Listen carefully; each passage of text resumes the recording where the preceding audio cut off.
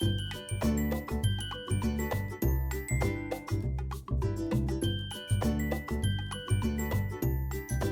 Viewers, good morning. किपरि अछ समस्ते? आशा करुच्ची बहुत भल थिबो। आज भिडियो को तुमको स्वागत करुच्ची।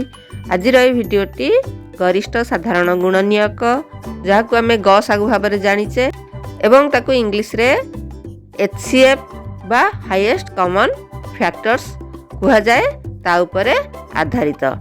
एई भिडियो रे आमे ग सागु कौन, ग सागु किपर निर्णय करा जाए एवं केते गुड़िए ट्रिक जानिबा जहाँ फल कि आम सहजरे ग सागु निर्णय करि परिबा। ता सहित ग सागुर व्यवहार केउठी करा जाए से विषय मध्य जानिबा। सेथिपाई स्किप न करिकरी भिडियोटी को शेष पर्यंत देखिबो जहाँ फल कि ग सागु विषय आउ कौनसी डाउट रहिबो नाही। भिडियोटी को आरंभ करिया पूर्वर नुआ होइतिले चैनल को सब्सक्राइब करनेबो एवं पाखर थिया बेल आइकन को दबाई देबो जहाँ फल कि जहाँ भी नुआ वीडियो मु अपलोड करिवि तार नोटिफिकेशन तुमे प्रथमे पाई परिबो। एबे चलो भिडियोटी को आरंभ करिबा। तबे एई ग सागु बा गरिष्ठ साधारण गुणनीयक जहाँ को इंग्लिश रे HCF बा हाईएस्ट कॉमन फैक्टर्स कहा जाए ता कौन ना जेउ बड़ संख्या द्वारा दुई बा दुई ठारू अधिक संख्यक संख्या संपूर्ण रूपे विभाज्य अर्थात सेमानकर भागशेष शून्य हेउथिबो तेबे उक्त बड़ संख्याटी सेही संख्या मानकर ग सागु बा गरिष्ठ साधारण गुणनीयक। तेबे एई ग सागु बा गरिष्ठ साधारण गुणनीयक किपर निर्णय करा जाए ना केते गुड़िए पद्धति बा मेथड साहाय्य रे आमे दुई बा दुई ठारू अधिक संख्यक संख्या मानकर ग सागु निर्णय करि परिबा। तेबे चलो जानिबा से पद्धति बा मेथड गुड़िक कौन एवं केते गुड़िए एग्जांपल नेकरी आमे प्रति मेथड रे उक्त संख्या मानकर ग सागु निर्णय करिबा। चलो आग जानिबा से मेथड गुड़िक सबु कौन कौन।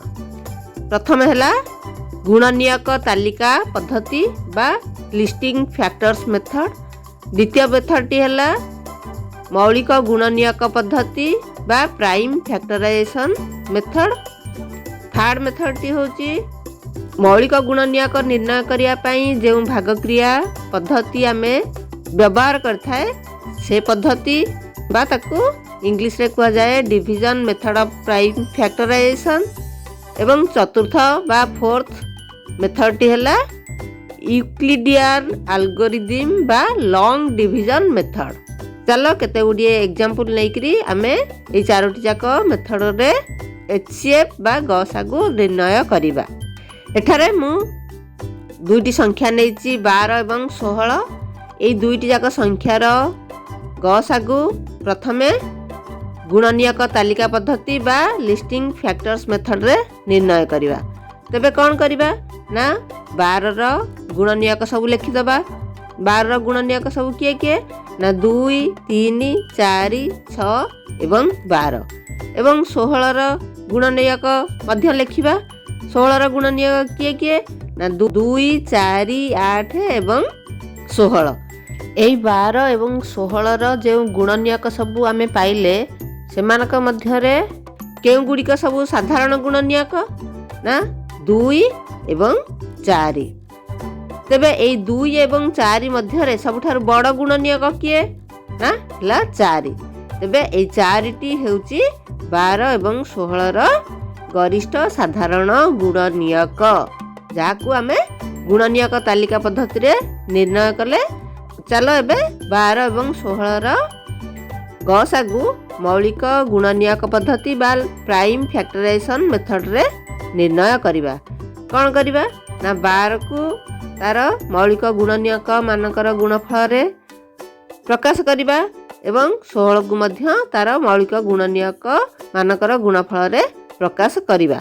प्रति संख्यार मौलिक गुणनीयक आमे फैक्टर्स ट्री मेथड बा डिवीजन मेथड रे निर्णय करि परिबा। ता उपरे मु गोटे वीडियो अपलोड कर सारिछि तार लिंक ए वीडियो रो डिस्क्रिप्शन रे दे देबी। जदि भी किसी डाउट थिबो से वीडियो देखिकरी तुमरा डाउट क्लियर करिवो हैला। एबे आमे 12 और 16 को समानकर मौलिक गुणनीयक मानकर गुणफल प्रकाश करिबा। 12 को तार मौलिक गुणनीयक मानकर गुणफल प्रकाश कले केते हेबो ना 2 गुणन 2 गुणन 3 एवं 16 को तार मौलिक गुणनीयक मानकर गुणफल प्रकाश कले केते हेबो ना 2 गुणन 2 गुणन 2 गुणन 2।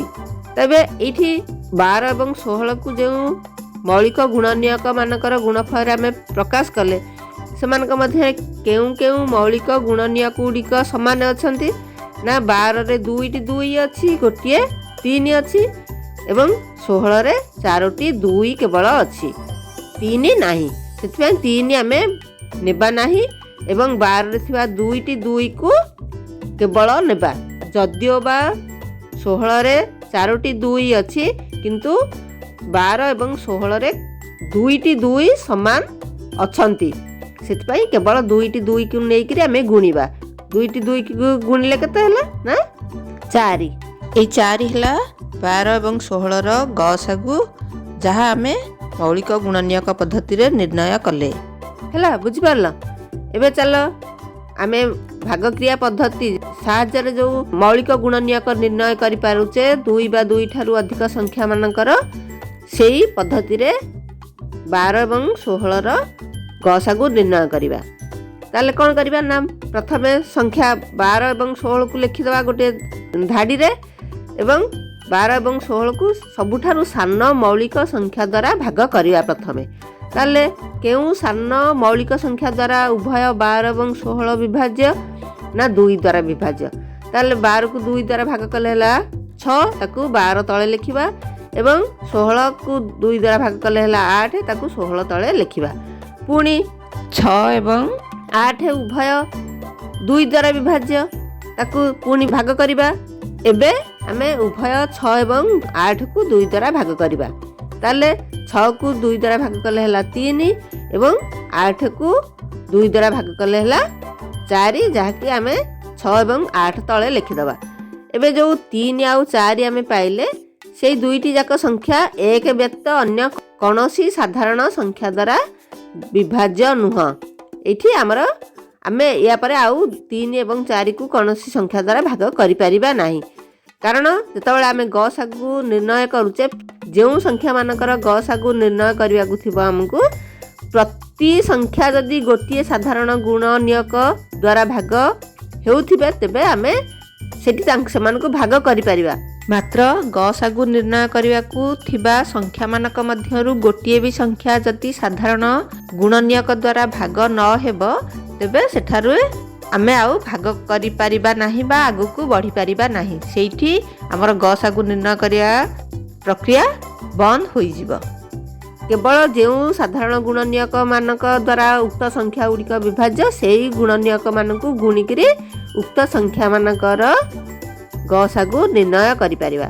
एठारे 12 एवं 16 दुई थर 2टी 2 द्वारा संपूर्ण रूपे भाग होइचंती एवं एबे जो 3 एवं 4 हमकु मिलला से दुईटी जाक संख्या कौन एक व्यक्त अन्य कौनसी संख्या द्वारा संपूर्ण रूपे विभाज्य नुह। तेबे एठारे आमे जो 2 द्वारा 12 एवं 16 को 2 थर भाग कले से दुईटी 2 को आमे गुणी देले 12 एवं 16 रो गरिष्ठ साधारण गुणनीयक पाई परिबा। जदियो बा 12 अनेक गुड़िए संख्या द्वारा विभाज्य एवं 16 अनेक गुड़िए संख्या द्वारा विभाज्य मात्र 12 एवं 16 उभय केवल सबुठारु बड़ संख्या 4 द्वारा विभाज्य सेथिपाई 4 हला 12 एवं 16 रो गरिष्ठ साधारण गुणनीयक। एबे चलो आउ केतोटी संख्या नेकरी सेमानकर गसागु आमे एई डिवीजन मेथड रे निर्णय करिबा। मु एठारे नेछि 6 12 एवं 18 एई 6 12 एवं 18 केउ साधारण सान मौलिक संख्या द्वारा विभाज्य ना 2 द्वारा विभाज्य। तेबे 2 द्वारा 6 को भाग कले हला 3 12 को भाग कले हला 6 एवं 18 को भाग कले हला 9। एबे आमे जो 3 6 9 पाइले से तीनोटी जाक संख्या केउ साधारण सान मौलिक संख्या द्वारा विभाज्य ना 3 द्वारा संपूर्ण विभाज्य। तेबे आमे 3 द्वारा 3 6 एवं 9 को भाग करिबा केते हैला ना 3 को 3 द्वारा भाग कले हैला 1 जाहाकू आमे 3 तळे लिखिबा एवं 6 को 3 द्वारा भाग कले हैला 2 ताकू 6 तळे लिखिबा एवं 9 को 3 द्वारा भाग कले हैला 3 जाहाकू आमे 9 तळे लिखिबा। एठी जो 1 2 3 आमे को मिलिला सेगुड़िक आउ एक व्यक्त अन्य कौनसी साधारण मौलिक संख्या द्वारा विभाज्य नुह। एबे आमे 6 12 एवं 18 पाइथिबा साधारण मौलिक गुणनीयक 2 एवं 3 को गुणितले 6 12 एवं 18 गरिष्ठ साधारण गुणनीयक बा गसागु पाइजिबा। ताले केते हला 2 गुणन 3 ना 6 6 हला 6 12 एवं 18 कौन ना गसागु। एठार गोटे कथा लक्ष्य कर 3टी जाक जो संख्या अच्छी से केउं संख्या द्वारा 6 12 एवं 18 विभाज्य ना 6 द्वारा विभाज्य। जेतबळे जो संख्या मानकर गसागु निर्णय करने को थिबो सेमानक मध्यरु जदि सान संख्या द्वारा अन्य संख्या गुड़िक संपूर्ण रूपे विभाज्य हेउथिबे तेबे सेई सान संख्याटी उक्त संख्या मानकर गसागु। आमे जदि एई नियमटी जानि देबा तेबे हमको आउ कौनसी मेथड रे गसागु निर्णय करने को पड़िबो नाही। आमे सीधा लिखिदेबा जे सान संख्याटी सेमानकर गसागु हैला बुझि पारलो। एबे चलो गसागु निर्णय करिवार जो चतुर्थ मेथड यूक्लिडियन एल्गोरिथम बा लॉन्ग डिवीजन मेथड ता विषय रे जानिबा। एई मेथड रे केवल आमे दुईटी संख्यार गसागु निर्णय करि परिबा। 2 ठारू अधिक संख्यार गसागु यूक्लिडियन एल्गोरिथम बा लॉन्ग डिवीजन मेथड रे निर्णय करि हेबो नाही। किंतु अन्य जो 3टी जाक मेथड आमे वर्तमान सुधा आलोचना करिचे से मेथड रे 2 ठारू अधिक संख्या मानकर गसागु निर्णय करि हेबो। मु एठारे 2टी संख्या नेछि 9 एवं 15। एई 9 एवं 15 रो आमे गसागु निर्णय करिबा यूक्लिडियन एल्गोरिथम मेथड रे। एई मेथड रे कोन करिबा ना बड़ संख्या को सान संख्या द्वारा भाग करिबा।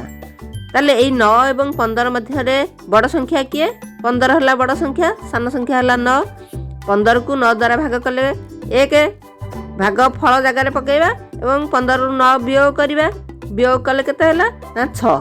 एबे कोन करिबा ना ए 6 द्वारा हमें जो 9 प्रथमे भाजक रूपे नहीं थिले से 9 को भाग करिबा। ताले 9 को 6 द्वारा भाग कले केते हला ना 6 के 6 9 रु 6 वियोग करिबा हला 3। एबे कोन करिबा ना ए 3 को पुनी भाजक रूप नेबा एवं जो 6 आमे 9 को भाग करिथिले 6 द्वारा से 6 टा को भाज्य भाव रे नै करी 3 को भाजक भाव रे नै करी ताकू पुनी हरण करिबा। हरण कले केते हला ना 3 दुगुणे 6 6 रु 6 गला हला 0।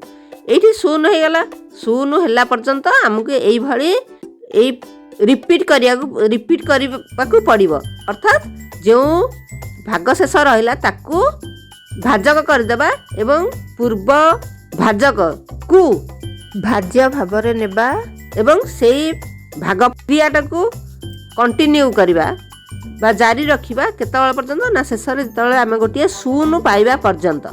एठारे कोन हला ना शेष रे जो भाजक नेइचे आमे जेउठी हरण सरी गला सेठी जो भाजकटा आमे नेइचे से भाजकटा होची उक्त संख्या मानकर गसागु बा गरिष्ठ साधारण गुणनीयक। ताले एठी किए हला 9 एवं 15 रो गसागु ना 3 हला कारण एठी जतबेले 3 द्विगुणे 6 6 रु 6 गला हला 0। एठी जो 3 टा आमे भाजक भाव रे नेइचे से 3 टा होची उक्त संख्या मानकर गसागु हला बुझि पारलो। आमे तो गसागु निर्णय करिवार सबु मेथड जानी गले। चलो केते गुडिए जानिबा कथा ए गसागु ऊपर केते गुडिए जानिबा कथा आमे जानिबा जहा फल रे कि आमे सहजरे केते गुडिए संख्या मानकर गसागु सहजरे निर्णय करि परिबा। प्रथम हैला जेतबेले दुईटी संख्या मानकर गसागु निर्णय करिबा को थिबो एवं उक्त संख्या गुडिक परस्पर मौलिक संख्या होइतिबे। मौलिक परस्पर मौलिक संख्या कोन ना जेतबेले दुईटी संख्या मानकर कौनसी साधारण गुणनीयक नथिबे एक व्यतीत सेतबेले से संख्यार गसागु हेबो 1। ଯେମିତିକି 4, 5, 17, 20 ଏଇ ସବୁ ସଂଖ୍ୟାମାନଙ୍କର କୌଣସି ସାଧାରଣ ଗୁଣନୀୟକ ଏକ ବ୍ୟତୀତ ଅନ୍ୟ କୌଣସି ସାଧାରଣ ଗୁଣନୀୟକ ନାହାନ୍ତି। ସେମାନଙ୍କର ଗସାଗୁ ସେତେବେଳେ 1 ହେଇଯିବ। ଏଇ ଯେଉଁ ନିୟମଟା ଅନୁସାରେ ଯେତେବେଳେ ଦୁଇଟି ପରସ୍ପର ମୌଳିକ ସଂଖ୍ୟା ମାନଙ୍କର ଗସାଗୁ ଆମକୁ ନିର୍ଣ୍ଣୟ କରିବାକୁ ଥିବ ସେତେବେଳେ ଆମେ ଆଉ ଗସାଗୁ ନିର୍ଣ୍ଣୟ ନ କରିକିରି ଏଇ ନିୟମକୁ ଆପ୍ଲାଏ କରିକିରି ସିଧା ସେମାନଙ୍କର ଗସାଗୁ 1 ବୋଲି ଜାଣିପାରିବା।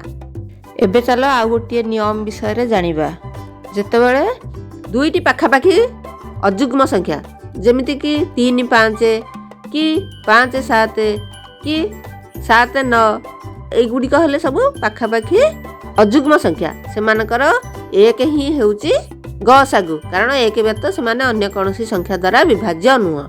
ମାତ୍ର ଯେତେବେଳେ ଦୁଇଟି ପାଖାପାଖି ଯୁଗ୍ମ ସଂଖ୍ୟା ମାନଙ୍କର ଗସାଗୁ ନିର୍ଣ୍ଣୟ କରିବାକୁ ଥିବ ଯେପରିକି 2, 4, 4, 6, 6, 8 ଏଇ ସଂଖ୍ୟାମାନଙ୍କର ଗସାଗୁ 2 ହେବ, କାରଣ 2 ଆଉ 4 ଦୁଇଟି ଯାକ ସଂଖ୍ୟା 2 ଦ୍ୱାରା ବିଭାଜ୍ୟ। ସେଇଭଳି 4 ଏବଂ 6 ଦୁଇଟି ଯାକ ସଂଖ୍ୟା 2 ଦ୍ୱାରା ବିଭାଜ୍ୟ। ଆଉ ମଧ୍ୟ 6 ଓ 8 2 ଦ୍ୱାରା ବିଭାଜ୍ୟ ଏବଂ ସେମାନଙ୍କର ଗସାଗୁ ହେଉଛି 2। ଏଥିରୁ କ'ଣ ଜାଣିଲେ ନା ଦୁଇଟି ପାଖାପାଖି ଯୁଗ୍ମ ସଂଖ୍ୟା ମାନଙ୍କର ଗସାଗୁ 2। ଆଉ କ'ଣ ଜାଣିଲେ ନା ଯେତେବେଳେ 2 ବା 2 ଠାରୁ ଅଧିକ ସଂଖ୍ୟା ମାନଙ୍କର ଗସାଗୁ ନିର୍ଣ୍ଣୟ କରିବାକୁ ଥିବ ଏବଂ ପ୍ରତି ସଂଖ୍ୟା ସବୁଠାରୁ ସାନ ସଂଖ୍ୟା ଦ୍ୱାରା ସମ୍ପୂର୍ଣ୍ଣ ରୂପେ ବିଭାଜ୍ୟ ହେଉଥିବ ଉକ୍ତ ସାନ ସଂଖ୍ୟାଟି ସେହି ସଂଖ୍ୟା ମାନଙ୍କର ଗସାଗୁ। ଯେପରିକି ଆମେ ଏଠି ନେଇଥିଲେ 6, 12 ଏବଂ 18। ଏଠାରେ କ'ଣ ହେଲା ନା 6, 12 ଏବଂ 18 ତିନୋଟି ଯାକ ସଂଖ୍ୟା 6 ଦ୍ୱାରା ସମ୍ପୂର୍ଣ୍ଣ ରୂପେ ବିଭାଜ୍ୟ। ସେଥିପାଇଁ 6 ହେଲା 6, 12 ଏବଂ 18ର ଗସାଗୁ। ଆମକୁ ଆଉ ଏଇ ନିୟମ ଯଦି ଆମେ ମନେ ରଖିଦେବା ତେବେ ଆମକୁ ଆଉ ଗସାଗୁ ନିର୍ଣ୍ଣୟ କରିବାକୁ ପଡ଼ିବ ନାହିଁ। ହେଲା, ବୁଝିପାରିଲ? ଏବେ ଚାଲ ଜାଣିବା ଏଇ ଗସାଗୁକୁ ଆମେ କେଉଁ କେଉଁ ଜାଗାରେ ପ୍ରୟୋଗ କରିଥାଉ। ଯେତେବେଳେ ଆମେ ଭଗ୍ନାଂଶକୁ ତାର ଲଘିଷ୍ଠ ଆକାରରେ ପରିଣତ କରୁଛେ ସେତେବେଳେ ଆମକୁ ଏଇ ଗସାଗୁ ସାହାଯ୍ୟ କରେ। ଯେମିତିକି 5/20 ଆମେ ତାକୁ ତାର ଲାପ୍ଲେଷ୍ଟ ଫର୍ମରେ ପରିଣତ କରିବାକୁ ହେଲେ 5 ଏବଂ 20ର କ'ଣ କରିବା ଗସାଗୁ ଯଦି ଆମେ ଜାଣିପାରିବା ସେଇ ଗସାଗୁ ଦ୍ୱାରା ଉଭୟ 5 ଏବଂ 20କୁ କାଟିକିରି ତାର ଲଘିଷ୍ଠ ଆକାର ବା ସିମ୍ପଲେଷ୍ଟ ଫର୍ମରେ ପ୍ରକାଶ କରିପାରିବା। ଯେମିତିକି 5 ଏବଂ 20ର ଗସାଗୁ ହେଲା 5, କାରଣ 5 ଏବଂ 20 ଦୁଇଟି ଯାକ ଉଭୟ ସଂଖ୍ୟା 5 ଦ୍ୱାରା ବିଭାଜ୍ୟ, ସେଥିପାଇଁ 5 ହେଲା ସେମାନଙ୍କର ଗସାଗୁ। ଆମେ ଯଦି 5 ଦ୍ୱାରା 5 ଏବଂ 20କୁ ଭାଗ କରିଦେବା ତାହେଲେ 1/4 ଯାହାକି ହେଲା 5/20 ବା 5/20ର ଲଘିଷ୍ଠ ଆକାର ବା ସିମ୍ପଲେଷ୍ଟ ଫର୍ମ। ହେଲା, ବୁଝିପାରିଲ?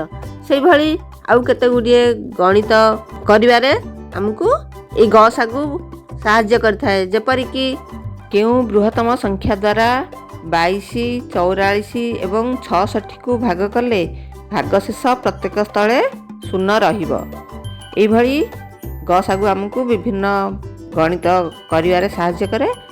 ସେଥିପାଇଁ ଗସାଗୁ କ'ଣ ଏବଂ ଗସାଗୁ କିପରି ନିର୍ଣ୍ଣୟ କରାଯାଇପାରେ ସେ ବିଷୟରେ ଜାଣିବା ଅତ୍ୟନ୍ତ ଆବଶ୍ୟକ। ଭିଡ଼ିଓଟି କିପରି ଲାଗିଲା କମେଣ୍ଟ ମାଧ୍ୟମରେ ଜଣାଇବ ଏବଂ ଭଲ ଲାଗିଥିଲେ ଲାଇକ୍, ସେୟାର ଏବଂ ସବସ୍କ୍ରାଇବ୍ କରିବାକୁ ଭୁଲିବନି।